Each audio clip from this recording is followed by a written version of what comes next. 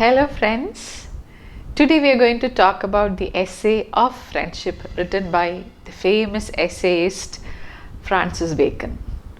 We've already done quite a few of his essays. We have done of revenge, of studies, of truth, of travel. So I am not going to give an elaborate introduction to Francis Bacon. He is one of the Elizabethan writers, still popular for his essays, for the unique prose style that he employed in his essays. And he talks about various topics in a very interesting manner.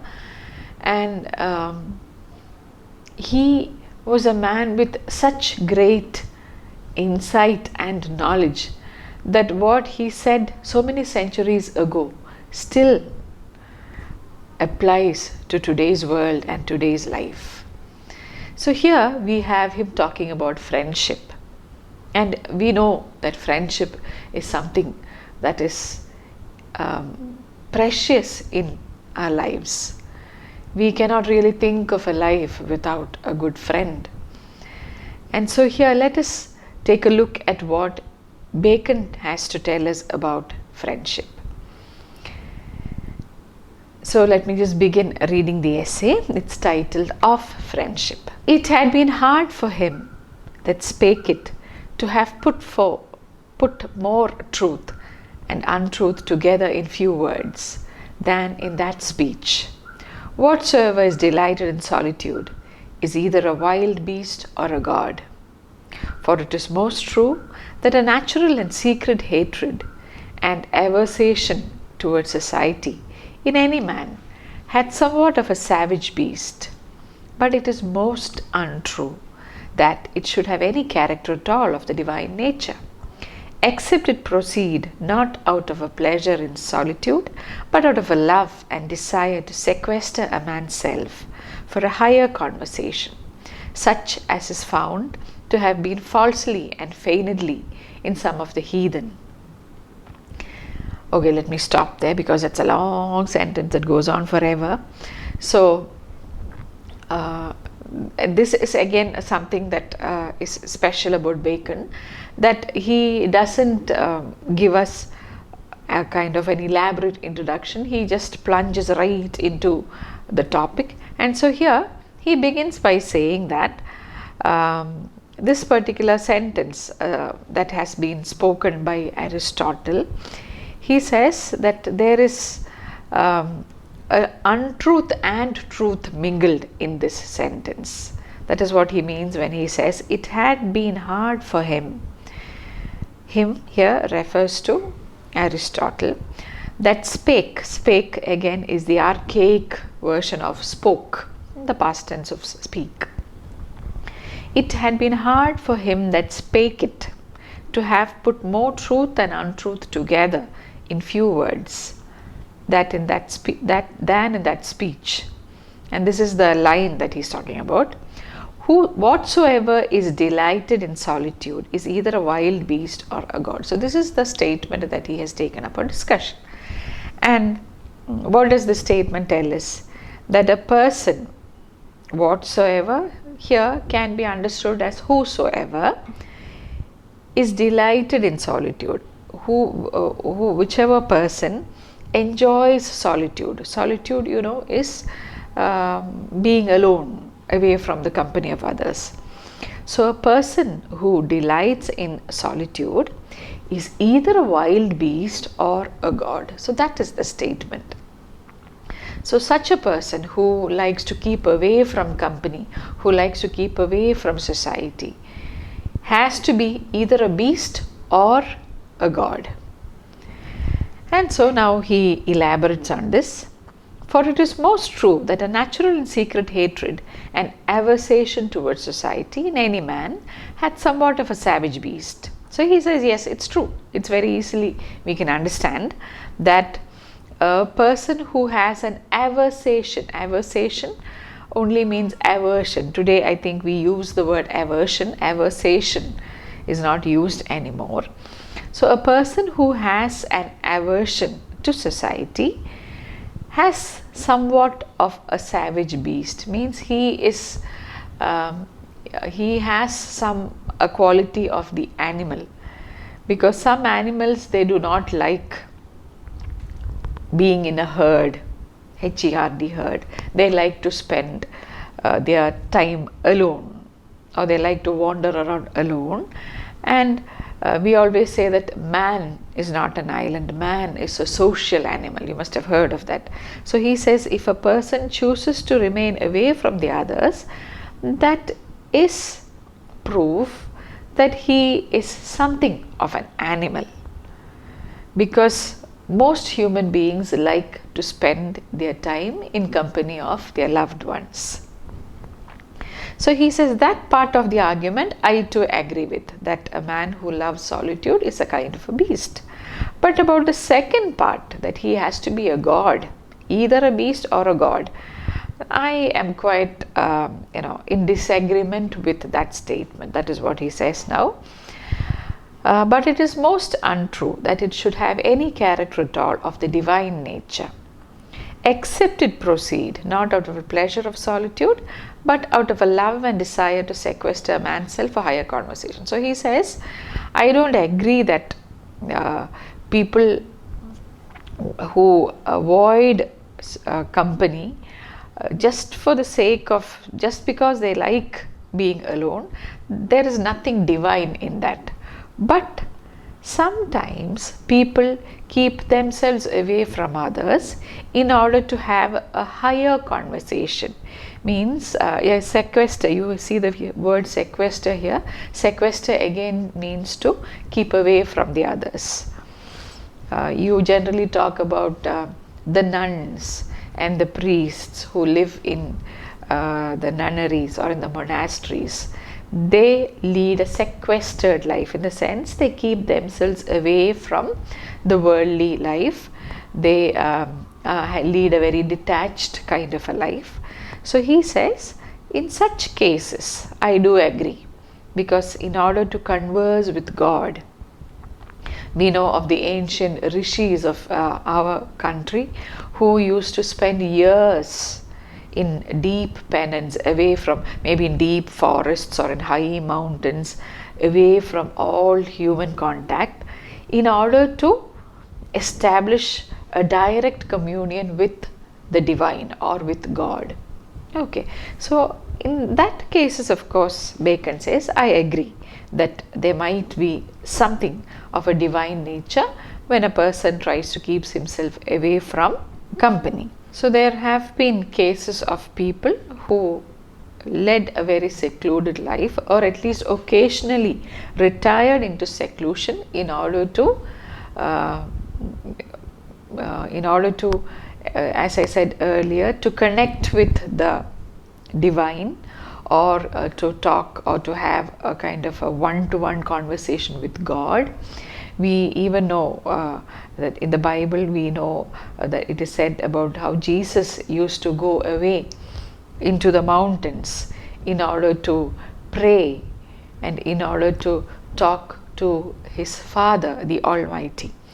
So such cases are possible, but sometimes such as is found to have been falsely and feignedly in some of the heathen. He says some heathen people have spoken about this, but he doesn't really believe that they are genuine in what they say about this establishing a connection with God.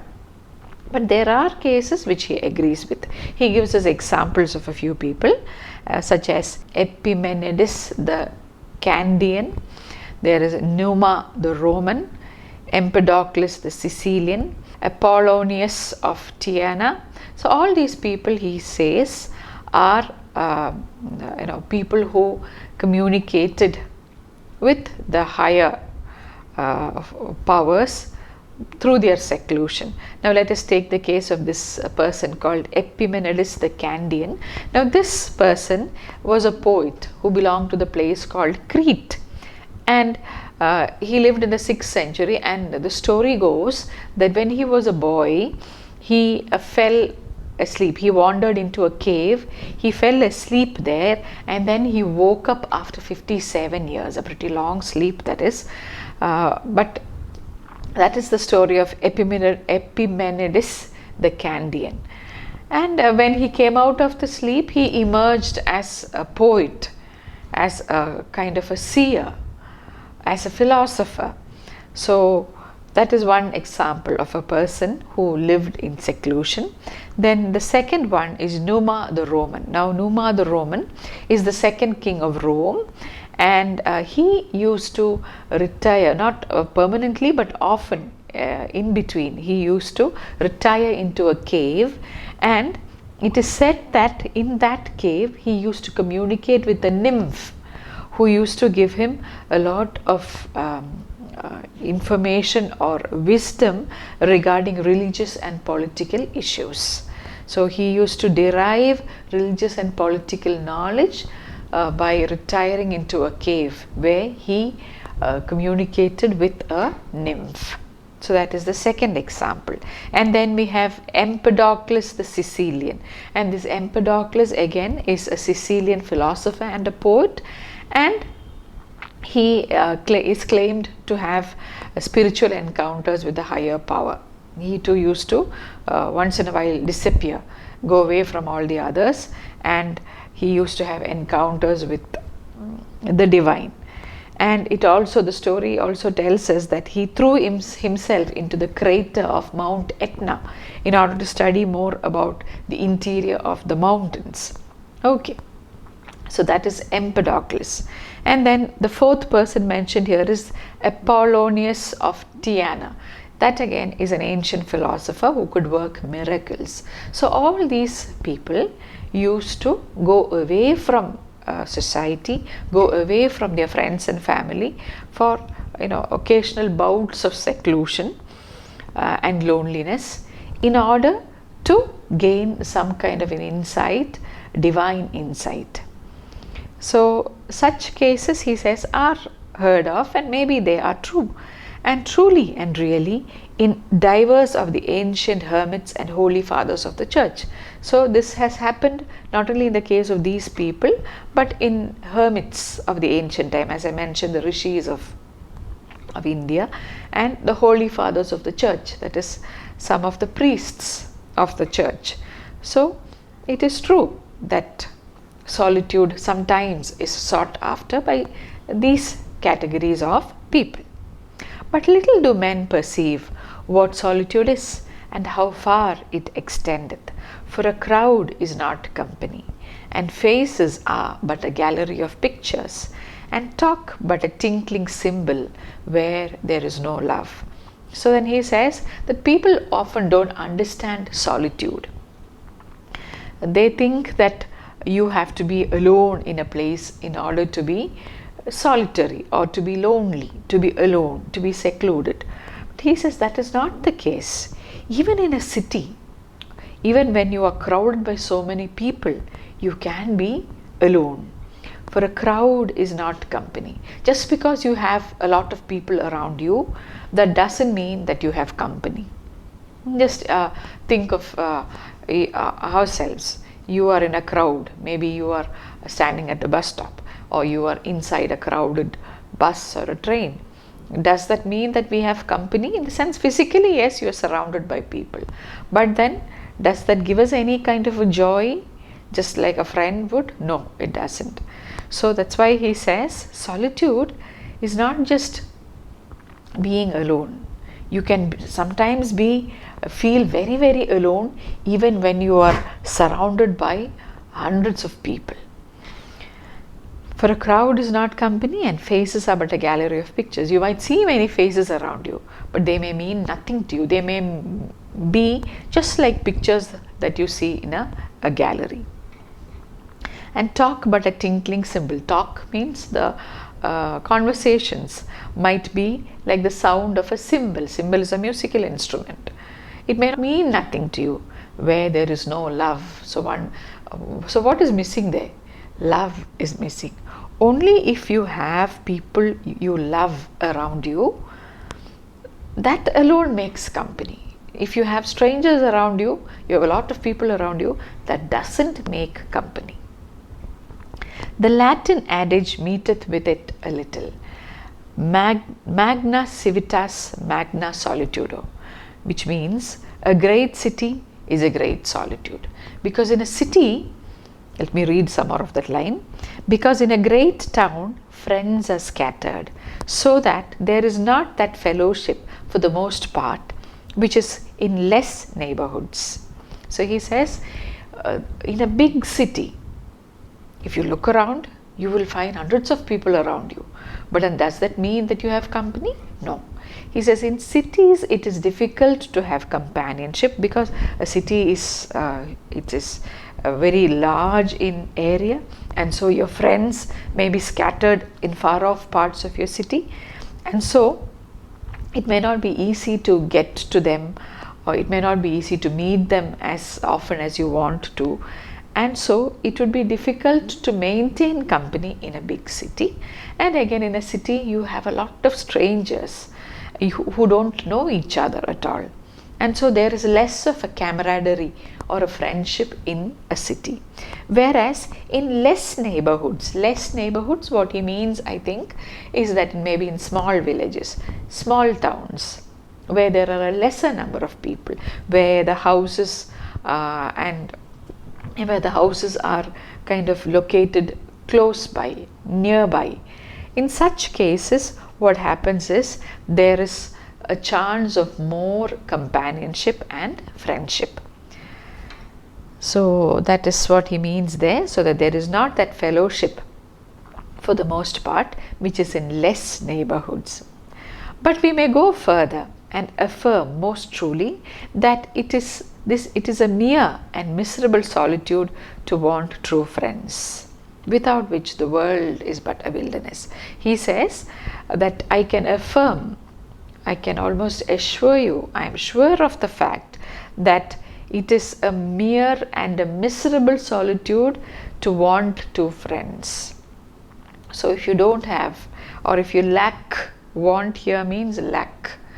So here, if you do not have true friends, that is a miserable solitude, because without friends, the world is but a wilderness. A wilderness is a place, a kind of a very vast stretch of land where there are no human beings, where there is no company, where you are alone. So if you don't have friends, your life becomes a wilderness. And even in this sense also of solitude, whosoever in the frame of his nature and affections is unfit for friendship, he taketh of the beast and not from humanity. And so he says, in this sense, if a person does not enjoy friendship, if he is unfit for friendship, we can be sure that he is more of a beast and less of a human. So a person who does not have friends, a person who does not enjoy friendship and companionship with others, is definitely a beast. So that is what he says in that first long paragraph of the essay. Now let's go on to the second paragraph. Now he goes on to tell us about the various benefits of friendship. He analyzes friendship in a very elaborate manner. Bacon goes on to tell us about the benefits of friendship, and let's see what he says in the second paragraph. A principal fruit of friendship is the ease and discharge of the fullness and swellings of the heart, which passions of all kinds do cause and induce. So he says the first, or the most important, the principal fruit of friendship is the ease and discharge of the fullness and the swellings of the heart, in the sense that a person might have a lot of things in his mind which he would like to reveal, and that might, we all know that experience. Sometimes your heart is so full, maybe it is full of joy, maybe it is full of sorrow, and you would want to share this with somebody so that you can relax a bit, or you can share your joy. So in such cases, because all kind of passions of all kinds do cause and induce. So passions of all kinds, in the sense, it might be happiness, it might be sorrow, it might be anger, it might be jealousy. All these passions can create a swelling of the heart. Your heart may be full, your mind may be full of things that you want to tell somebody. And next line, we know diseases of stoppings and suffocations are the most dangerous in the body. It is not much otherwise in the mind. So he says that if there is some kind of a stopping, a blockage, we know of hemorrhage, when the blood is, the flow of blood is stopped, you have hemorrhage of the brain and all that. And sometimes people, if they don't get treatment at the right time, that they can even die, or sometimes they are paralyzed, they get bedridden for the rest of their life. All that can happen. Very serious problems can occur to the body.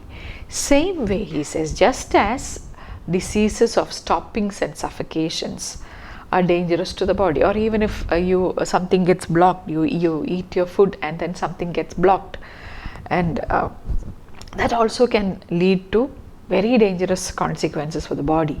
And it is not otherwise for the mind, in the sense the same thing is true with the mind too. Sometimes certain things might block your mind, it might kind of overwhelm you.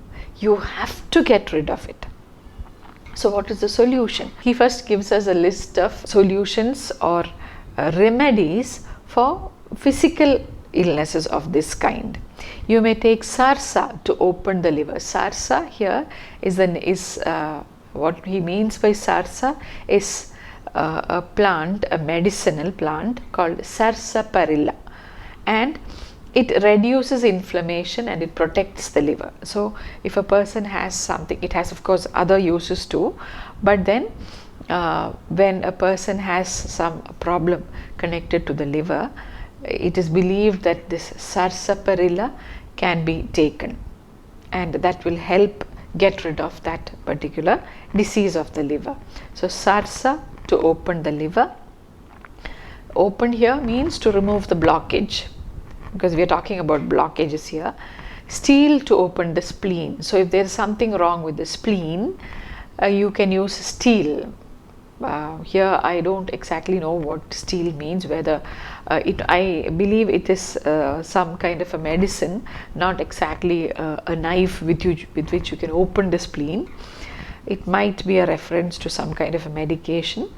Then he talks about the third one, flowers of sulfur for the lungs. Now flowers of sulfur is supposed to be a fine yellow powder of sulfur that is used to kill parasites. It's used in gardening. This is used to kill parasites and fungi, and it is also used for various skin diseases, and maybe it is good for the lungs too. I did not find such a reference, but then of course Bacon definitely knew better than us, because Bacon was not just a writer or a thinker, he was also a scientist, a man of great knowledge. So definitely he must know that flowers of sulfur was good for the lungs. And castoreum for the brain. So if there is something wrong with the brain, if there is some kind of a blockage or maybe a hemorrhage in the brain, people used to, those days, people used to prescribe, the doctors used to prescribe the medicine called castoreum. Now what is this castoreum? Castoreum is a substance that was collected from the glands of the animal called the beaver. You definitely have seen the picture of a beaver. So this castoreum was a substance collected from the glands of the beaver, and this castoreum was prescribed for anxiety, insomnia, even for menstrual cramps. Okay, it was believed to have medicinal properties. So all these are all the medicines that could be taken to deal with the bodily blockages. But no receipt openeth the heart but a true friend. So he says, but in the case of the mind, here heart means the mind, there is no receipt. Receipt means prescription. So the only medicine for the human heart or the human mind that is overwhelmed with some kind of a passion, that is full of, that is suffocating with some kind of a passion, the only medicine to be prescribed is a true friend, to whom you may impart griefs, joys, fears, hopes, suspicions, counsels, and whatsoever lieth upon the heart to oppress it, in a kind of civil shrift or confession. So, anything you want to say or you want to share, you can do it with a good friend. You can impart or share your griefs, that is sorrows, your joys, your fears, your hopes, your suspicions about others, your counsels, that is your advice if you want to say something to somebody, and whatever oppresses your heart, all this can be shared with no reservations to a very good friend. In a kind of civil shrift only means that talking in a very civil manner, or you can confess. Suppose you have done something wrong, you're feeling guilty about something.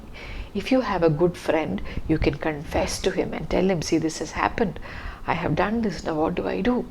So, to lighten the weight of your mind, the only option is to share it with a good friend. So that all of us who have good friends, we know that what Bacon is saying is very true. When you're burdened with troubles, what do you usually do to ease it out? You call your best friend, or you meet your best friend, you tell her or tell him about it, and maybe you cry or you laugh or you sometimes burst out with anger, you explode, but after it is over, you feel so relaxed. Okay, so that is exactly what Bacon is talking about. Now going on to the next paragraph. It is a strange thing to observe how high a rate great kings and monarchs do set upon this fruit of friendship, whereof we speak, so great as they purchase it many times at the hazard of their own safety and greatness. For princes, in regard of the distance of their fortune from that of their subjects and servants, cannot gather this fruit except to make themselves capable thereof. They raise some persons to be, as it were, companions and almost equals to themselves, which many times sorteth to inconvenience. Okay. So he says, now it is quite strange to observe that even great kings, how high a rate great kings, that is, it is not just ordinary people like us, like you and me, who are in need of good friends, but even great kings and monarchs, they too give a lot of importance to the fruit of friendship. To this fruit of friendship means they too feel a need of a good friend with whom they can share, they open up their troubles. So great as they purchase it many times at the hazard. Sometimes we have cases, we have examples of how kings have even jeopardized their own safety and greatness in order to get some friends, because sometimes they might I guess the next sentence explains it further, because when you are a prince or a king, you are distant from the others, in the sense, because of your power, because of your fortune, people don't approach you easily, because you can't go and make friends with a king like you would make friends with your neighbor, isn't it? It's very difficult. Their fortune and their status keeps them detached or distanced from their subjects and from their servants. And so it is not easy for people belonging to this category, that is kings and monarchs, it is not easy for them to gather this fruit here. This fruit is the fruit of friendship, except they raise some persons to be, as it were, companions and equals to themselves. So what they have to do is, they don't have an option. So they may have to choose somebody belonging to the lower class, in the sense somebody who is not exactly a royal. They may have to choose a man of a lower birth, and they may have to raise them up by offering them some kind of special privileges, by appointing them as maybe ministers or advisors. So they have to raise them up and bring them up to be companions or even equals to them. And this in many cases has led to inconvenience later, because we have so many examples where we see that a king chooses a person, makes him a very important person by giving him a lot of honors, and then at a later date that very person turns against the king and causes trouble for him. So that is what Bacon is talking about. That is why he says, which many times sorteth to inconvenience. The modern languages give unto such persons the name of favorites or privados, as if it were a matter of grace or conversation.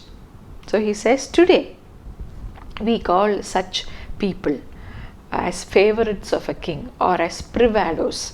So that is another word for a favorite, somebody with whom a king shares everything, what you would call today a confidant. Okay, but the Roman name attaineth the true use and cause thereof, naming them participes curarum. So it is said that the Romans used another word for such people, such friends. They were called participes curarum, means sharers of anxiety, somebody who could share your mind, share your troubles. So that was the word that the Romans used for the friends of kings. For it is that which tieth the knot. So it is that which tieth the knot, in the sense that it is this which connects these two people, the king and this friend of his. They are connected by this fact that the king needs this person in order to share his doubts, in order to share his feelings, share his anxieties, get some advice as to what to do, how he should act upon a certain issue. So that is what ties the knot among them. And we see plainly that this hath been done not by weak and passionate princes only, but by the wisest and most politic that ever reigned. And so he says, if you take a list of kings who have had friends like these, we will find out that it is not just the weak ones alone who had these friends, but even the wisest ones. So what Bacon is trying to tell us is that everybody needs friends, not just people who are weak and passionate, but even great people who are very wise.